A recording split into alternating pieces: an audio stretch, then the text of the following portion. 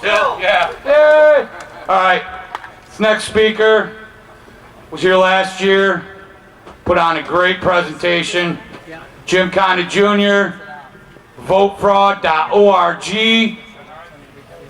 Mr. Condit is working on the third-party solution, and we're going to hear some solutions here from Mr. Condit.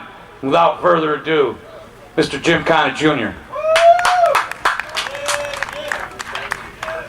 Thank you very much. This speech is going to be a little different than you expect, I think, because I'm going to start out by talking about the Ron Paul campaign is heavily infiltrated. Thank you, sir. Now, I believe that two men have gotten visible for presidential candidacies in the last 20 years. The only two that were really on our side is Pat Buchanan and Ron Paul. Now, I don't say that there isn't other good candidates, but these are the two that got very visible. Pat Buchanan and Ron Paul. Both are heroes of mine in a way, and both I don't agree with on everything, and they're certainly not held responsible for what I talk. But the reason what I say, but what I'm going to tell you here is names and places of what happened in the Ron Paul campaign and why the banksters behind the Fed and Goldman Sachs and all the rest make it a top priority to subvert the campaigns that have a chance to do something for the American people. Both president and of course, if there's any congressman, like our last speaker, Congressman Traficant, they try to get rid of them too. They make a big deal about managing the opposition. Lenin, when the communists were taking over Russia, said the best way to manage your opposition is to lead it ourselves. In other words, found the opposition yourself. 2007, when Ron Paul was decided to run, and by the way, I want to state my position on the Ron Paul family. I've seen them, when I see Ron Paul on TV, I've seen him in person a few times. I believe the family is sincere and patriotic. I don't believe, like some people are saying, Ron Paul's a deep agent for the other side. No. There's pressures on all these guys. I've been told by people on conference calls that some of the key people that work for Ron Paul will stand up against the world in Congress or on television, but he doesn't like infighting. Ron Paul needed a Bobby Kennedy or a James Carville. I despise James Carville, but he stands up for his candidates. Or a Babe Buchanan. He needed a Bobby Kennedy and he didn't have one. And I'm going to tell you exactly who put the people around Ron Paul and what they did. 2007. In fact, I want to tell you what Tom Luzardo told us on a conference call. He was Ron Paul's manager office manager in Washington. He said when Ron Paul was persuaded to run in 2007, a guy named Kent Snyder, who passed away and did his college paper on Ron Paul, persuaded him, and his wife Carol said, yeah, I think there'd be some support out there. So Ron ran as a reluctant candidate. He said they were standing around the office and they were all, Ron Paul and Tom Luzardo and the others were all saying, gee, I wonder who's going to get more support, me, Ron Paul or Tom Tancredo. This was they didn't know if they would get any support. So they start to go, though, and it starts to catch fire because of the Internet. The Internet was not around when Pat Buchanan ran in 1996, except in the very infant stages. So they start to run, and two young college kids, post-college kids, 24 and 26, I think, in Texas, set up a campaign they called Spooner. I don't know why they called it Spooner, but they got the social networking working for Ron Paul, okay? Well, most of us older folks didn't even know what social networking was. They were going to get thousands and thousands of people to come into Iowa for the Iowa caucus to work for Ron Paul and to get involved in Iowa. And this is the pattern of the saboteurs. Lou Moore, the saboteur that ran the first campaign. And I'm going to give you names and places. And we're going to relate this to what we can do to win back the country before I'm done here. Lou Moore and his staff called up those guys and said, stop it. You're hurting the campaign. We got our own plan. You're hurting the campaign. They made these guys feel terrible. I talked to one of them eventually, and they were so discouraged. They said, well, we're not going to do it because they say we're hurting the campaign, and they got their own plan. They had no plan whatsoever. They did nothing. Their job was to stop the people from rising up and overwhelming Iowa. That's one example. Next example, we go up there, the Iowa straw poll is August 11th of 2007, and we go up there. I went up there just to try to tell them how to guard against the vote fraud in the Iowa caucus, because by the grace of God, I was there working for Pat Buchanan in Dubuque, Iowa in 1996, February 12th, and we caught the Iowa GOP, a bunch of crooks, fixing Dubuque County. 13% they stole from Buchanan. He still won that county, but we had eyewitness in all 41 classrooms. We knew the vote. The county chairman there was honest in Dubuque. He wrote the number. We proved the next morning that the Iowa GOP and Voter News Service out of New York City, which is owned by the 5 networks, stole 13% for Pat Buchanan. We were trying to tell the Ron Paul people how to not let this happen to them. I spent a lot of my life going into situations trying to find one story, and you find another story, the last thing you wanted to find. We were opposed all out by Lou Moore and the Ron Paul saboteurs who had gotten in control of his campaign. I went on Jan Michelson, the largest talk show host at Iowa, WHO. He let me on because he used to be in Cincinnati and we knew each other. And I got on there and they said they're using secretly counted Diebold machines that have just been banned by the Secretary of State of California to count this straw poll. Well, they got nervous. We were knocking them over, knocking on all the stuff they're doing, counting the vote in secret, and they put on Chuck Loudner, the head of the Republican Party, and then a dual citizen of Israel and the United States named Ted Spohr came on 10 minutes later because Loudner couldn't handle me. So Spohr is on there, and he finally says to me, I say to him, hey, Mr. Spohr, why is the one non-negotiable with you Democrats and Republicans that you have to count the vote in secret, away from the people, and nobody's allowed to see the ballots on Election Day? And he says, why would we want to do anything to rig the Iowa caucus? That's what I had driven up there, 8 hours with 3 of my kids who were in the studio for that question. And I leaned into the microphone and said, because you want to suppress the vote of Ron Paul. Now, right there, all the farmers and all the Iowa people who were listening, they started to call the Republican Party and say, we don't want the vote counted in secret. But guess what the Ron Paul campaign did? They said, put out an email to all the people, their supporters in Iowa, and said, stop it. You're hurting the campaign. This is not helpful to contact the Republican Party. Stop it. And of course, they did nothing. In fact, after the straw poll, where Ron Paul got 9% and they were all declaring victory, they went ahead, and we had Walter Reddy, who was a great patriot from Connecticut, go on Alex Jones and tell what had happened. That they would not let anybody in to see the count. It took them 2 hours after the caucus to even come forth with the count, which was longer than it took them to rig the count against Pat Buchanan in 1995, which is another story. Walter Reddy went on Alex Jones and said how they counted the vote in secret and it was rigged. Alex Jones was all with Walter that day, but the campaign heard it. They sent on a guy named Jesse Benton, another de facto saboteur anyway. He went on the next day with Alex Jones and lied and said the vote was counted pretty much in the open.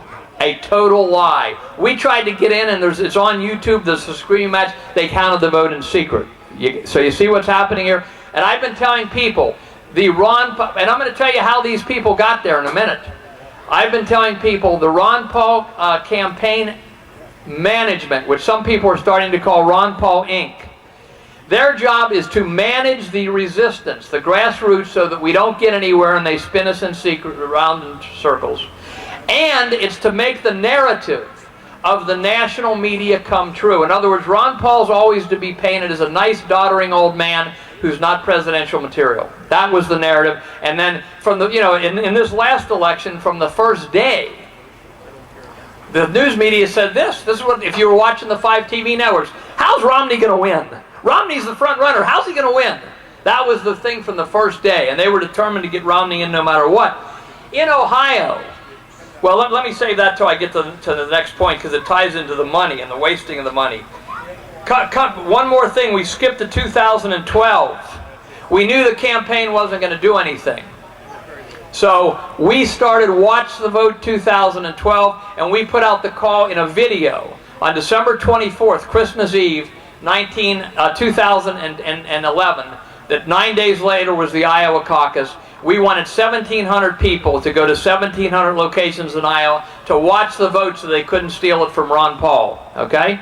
That video got 42,000 views in 11 days, which was shocking. It was because of Facebook. I was shocked. I didn't understand how powerful Facebook could be. A young guy from California called me, said, I'm going to put up a Facebook page. I said, great, that's what got us the 42,000 views.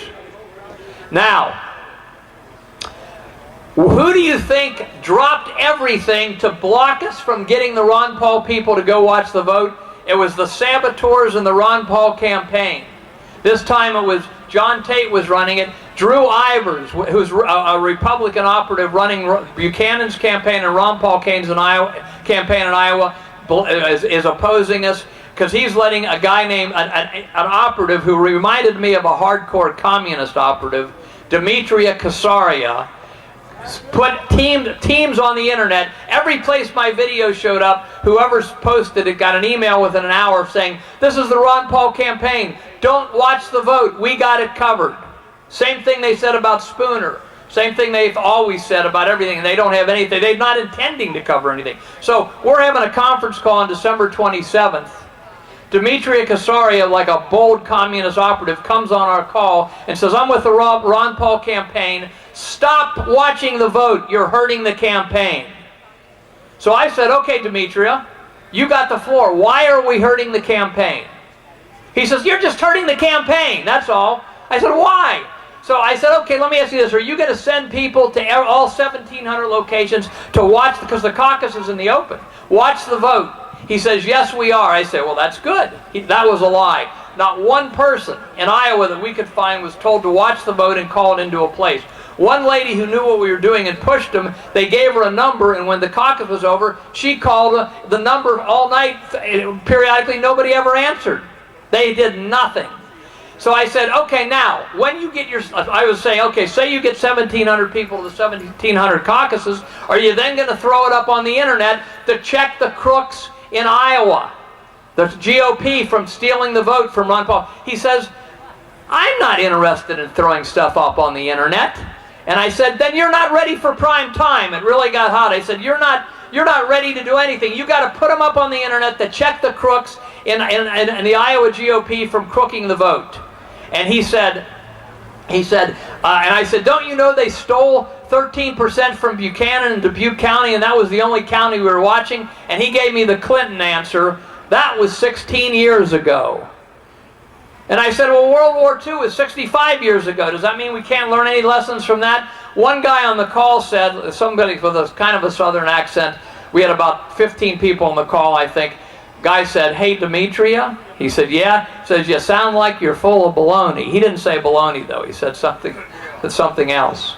But the point is, who was blocking us? The people in the Ron Paul campaign dropped everything to stop us from watching the vote. Because if we had got 1,700 people there to watch all those places, Ron Paul probably would have won. They fixed it in Story County and in the Des Moines area, where the Republican, that's half the caucuses, half the precincts in Iowa. That's where they fix it. If you don't have people there, you don't have a chance. So this is what's happening. Now, somebody might say, now let me say two other things about the subversion, then I'll get into how they got there, then why we got it, what we got to do to try to win the country. In 2007, 2008, the Ron Paul campaign collected $34 million. No television and radio ads were run except for New Hampshire and Iowa. Iowa and New Hampshire. If there were any television ads run anywhere else, it would have been so few you didn't know. When McCain, who was broke, was running in Ohio, McCain's commercials were everywhere because that was the narrative. McCain's the front runner. Nobody supported McCain passionately. McCain's the front. His commercials were everywhere, and Barack Obama's and Hillary's commercials were everywhere. Ron Paul's campaign, with $34 million collected, did not run one ad in Ohio, radio or TV. This year, 2012, Ron Paul campaign collects $40 million so far. Except for Iowa and New Hampshire. No television, radio ads. Again, I'm telling you, because I'm in Ohio, I know what happened in Ohio. So here we got Romney's running ads all over the joint. That idiot Santorum is running ads, or some, and Gingrich was running a few. Ron Paul's campaign, $40 million collected, did not run one television or radio ad in Ohio or anywhere else. Now let me tell you, I run for Congress every once in a while. I raise about $15,000 to $20,000 a lot of the campaigns. And I put on 2 weeks of saturation advertising on WLW and WKRC, the biggest talk shows in Cincinnati. Saturation advertising on those 2 radio stations for 2 weeks, meaning we got the maximum commercials every spot, every show, which is 2 or 3 usually. Imagine what you could do with, let's say you need $10 million to pay the salaries and all that and run Paul around the country. Well, imagine what you could do with $30 million. You could saturate the whole country. You could talk against the NDAA, where they can pick any of us up and hold you without trial and nobody knows where you are, no charges. You could do it about the things Jim Trafficant was talking to. You could have screaming anti-New World Order, anti-tyranny, pro-Bill of Rights ads. They don't run one thing. Now here's how bad it got in Ohio in 2012. Scott Sloan is the morning talk show host on WLW, kind of a liberal for what's a neocon station. But he says one day, I just happened to be driving and listening, he says, this is Friday before the Ohio primary. He says, all of us, Bill Cunningham, who's nationally syndicated on Sunday night, Willie, me, all of us have been calling the Ron Paul campaign to get an interview for 3 weeks. They won't return our calls. We can't get an interview with Ron Paul. I'm sure Ron Paul has never told about this.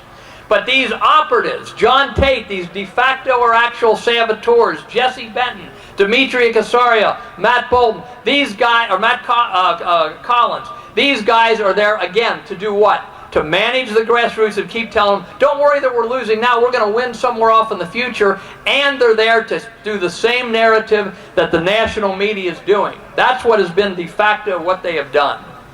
And so one other thing about this, it got so absurd in Iowa when they were trying to stop people from watching the vote and cooperating with us, and they were spreading all over the internet, Condit's a neo-Nazi, Condit is crazy, every smear you can think of. They got all these trolls from the CIA or the Mossad coming on. They must have had 100 people working to stop people from watching the vote, because they couldn't, after saying Ron Paul's supporters were all crazy, they couldn't have Ron Paul win that caucus.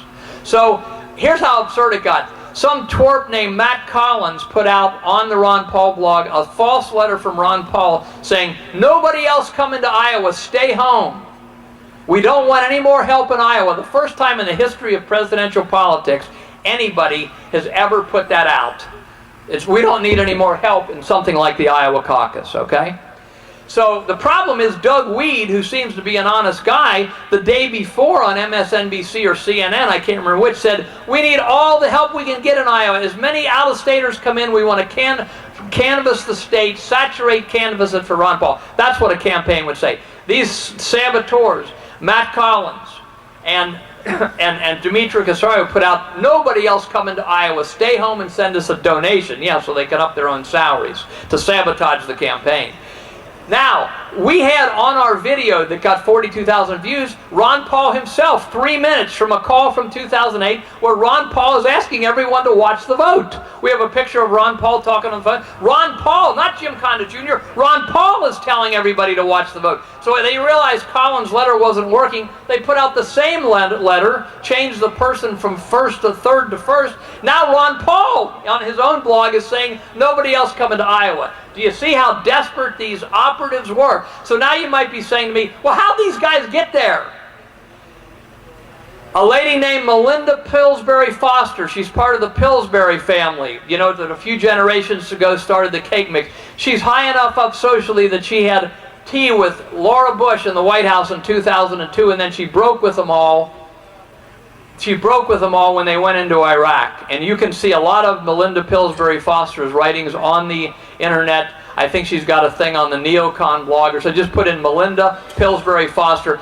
Melinda Pillsbury Foster became known to one of our people who was working with us named Bonnie in California. She came on a call because I couldn't figure out what was going on. I started to say the Ron Paul staff has never seen a Ron Paul supporter that they liked. And people tell you these stories all over the country. Incidentally, when Ron Paul himself landed, when he himself landed in Iowa in 2007, right before the straw poll, Bob Schultz of We the People came in to file a suit to get the die vote, to count the vote in the open. When the press asked him when he landed, they said, "What do you think about this lawsuit?" Ron Paul did not say, "Oh, we would never challenge the integrity of our super honest Republican officials." He didn't say that. He said, "This is the beginning of the process. Now is the time to ask questions. This is the beginning of the process. Now is the time to ask questions." And then I'm sure that when he got to the office, he said, "Oh, these guys are unsavory. Don't work with them," and all this stuff, you know. So anyway, I don't totally excuse Ron Paul for not cleaning house for these people, but how'd they get there? So, and I didn't know what was going on. Melinda Pillsbury Foster came on and she said, "The Koch brothers." Now, nobody had heard of the Koch brothers in 2007. For some reason, the establishment made them famous in the last 2 years. The Koch brothers are the Soros brothers of the right. They are billionaires. Their dad was they're like Halliburton, except you never hear of them. Their dad was in Vietnam getting guaranteed 30% profit contracts for rebuilding Vietnam. They were in Iraq with Halliburton getting guaranteed 30% contract. You know, you do the job and add on 30%. So no matter how your costs go, you add on 30%. That's how powerful the Koch brothers are. Halliburton takes all the heat. But the Koch brothers fund from the right. The George Soros and others fund to the left. And guess what? Who funded the Libertarian Party starting in 1980? The Koch brothers. These big neocons who were good friends of the Bushes. Guess who founded the Cato Institute? The Koch brothers. Melinda Pillsbury Foster danced with the Koch brothers. She knew them. She knew their circle. She said they funded Ron Paul as a congressman. Ron Paul probably took him at face value. They donated to his PACs and things. They would have him speak, and when he decided to run for president, reluctantly dragged in, and he's a conscientious congressman, they said, "Oh, we have some people for you," and they planted all these hardcore operatives around Ron Paul. That's what happened. That's how it happened. Now, I want to tell you one other thing about the Iowa, then we're going to get into the solutions here. Jim, Yeah. is this part something that you can finish up tomorrow? Because we got to get the other band on. Oh, okay, fine. Yeah, we can finish it up tomorrow. I'll tell you this one last thing. Excuse me, I'll tell this one last thing, and then tomorrow I'll do the solution and how we take back the country, okay? I want to tell you one other thing that happened that gave us a lot of credibility, and then tomorrow we'll go into the solutions. They claimed in Iowa, they ran to the microphone and said, Romney is going to win. Remember, in Iowa caucus, Romney's won, and they said he only won by 8 votes because they had to pump his vote up so much. They said he only won the Iowa caucus with 20,000 plus votes. There was 100,000 votes altogether. He only won by 8 votes over Santorum. Okay? 8 votes. Now, a guy named Edward True, 28-year-old contractor, came forth and was on CNN's blog begging for help. He had seen that they gave Romney and his little caucus 20 more votes than Romney got. Romney only got 2 votes. They gave him 22. Somebody in our group watched the vote, saw him. I got in contact with him. My dad and I helped him do an affidavit. Long story short, that affidavit showing that Romney had 20 less votes than he should have, and they said he won by 8. For the first time in American history, a major caucus changed the winner. 14 days later, Iowa GOP was forced to change the winner from Romney to Santorum. That was our group. That gave us some credibility. We're going to build on that credibility for the solution, and I guess tomorrow night, Jim Traficant's talking at 8. I'll be talking, I think it's, he's talking at 7. I'll be talking at 7:30. I'll give you the solution to how we take back the country tomorrow night. I want to mention one more thing. We have Relevance Magazine, Pandora's Black Box, Did It Really Count Your Vote? Jason Miller, my associate over there, has about 20 of these. If anybody wants one, they're $5. You'll understand how they rig the vote if you read this.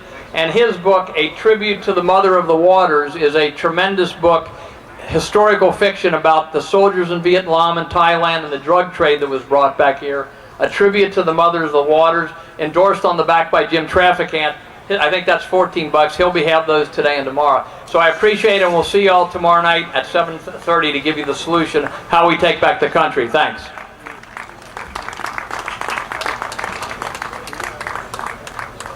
Thank you, Jim.